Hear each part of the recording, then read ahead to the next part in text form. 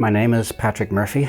My job title, actually I have several job titles, but the main ones are Computing Security Manager for all of the observatory and also the local computing division head here in Charlottesville at our headquarters. The type of work I do, it varies a lot, but as with any management position, there's a lot of trying to keep everyone happy in your team. And from the security standpoint, there is never a dull moment, because there is always somebody with a question or always somebody who has who thinks that there might be a security incident or they may have gotten a phishing email or whatever. So it makes life interesting. I have been fascinated by astronomy since as long as I can remember, 5 or 6 years old, and it's been a constant focus in my life.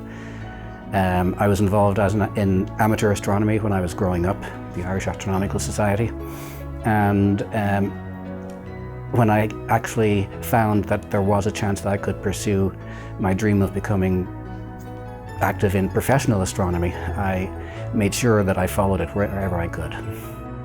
In college, back in Ireland, there was no astronomy curriculum per se, so I ended up instead going the route of physics with an emphasis on anything that was even remotely related to astronomy.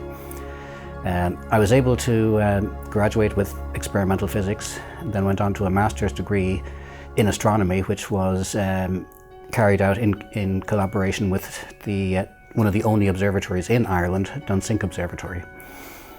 Part of my work on that was to come to a modern observatory in the US and to participate in some cutting-edge instrumentation work, mainly with the very early CCD cameras at the time.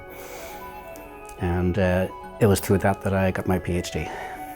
Of course, one of the things that most PhD recipients in astronomy face is that it's a very crowded field, and the opportunities for your typical tenure track lecturing position in astronomy at a university are very, very few and far between.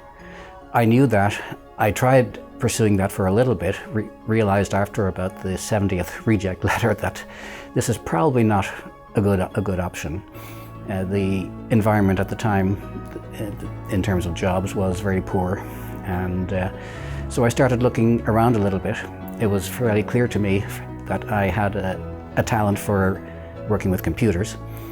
I always saw their potential and saw how they could be used, sometimes before most other people could in any particular field. And when I saw that there were support positions in what is now called software engineering, but back then was scientific computing, I jumped at it. And when I saw the opportunities at NRAO, I said, okay, I'm applying for that. And fortunately, they hired me, and I've been here a very long time since then. If somebody wanted to pursue a career like mine in astronomy, I would recommend that they keep their eyes open to possibilities, that they shouldn't necessarily just assume, I have to do research, it has to be in astronomy. Look to your strengths. If you have skills in areas that would help in a support role, that may be where you'll find it a lot easier to seek out and find careers, either in NRAO or other institutions. And if you want to stay with astronomy, I think that's a really good way to do so. I think it's fantastic. I really enjoy working in an environment where there are astronomers observing, processing their data, talking about their results, and being able to be part of that process, even if it's just in a support role, to help out, to make sure that they have the resources they need, the computers, the workstations, the disk space, and so on. To me, it's like a dream come true.